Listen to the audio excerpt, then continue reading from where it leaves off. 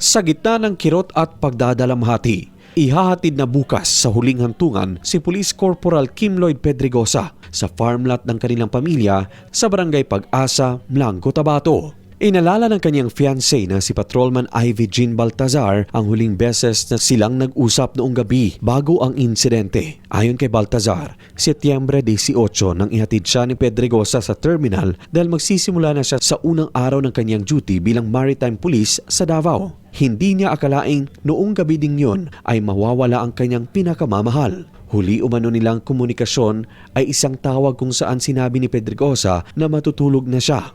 Kani si Sir Villanueva, hilumon ra gyud ni siya, tapos katong panahon gani na na mag-PFT sila, nanawag man ni si Sir katong pasabay gani sa sa sakyanan. Ingon pa ganito si Pedring na ay hindi kita iiwan, Sergeant, sabay tayo ganun. Buutan jud ni si Pedring, Sir. Hindi biro ang pinagdadaanan niya.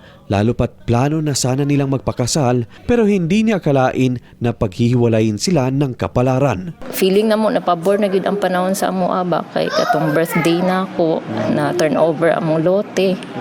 Birthday niya. Ang pag-open sa laundry shop. Tapos pag harvest ayang tubo na magpakasal na unta mi.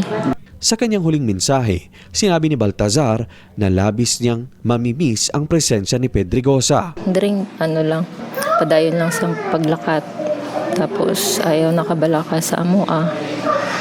Kaya bantay rami diri sa kalibutan. Gapray lang yun ko para sa healing na mutanan.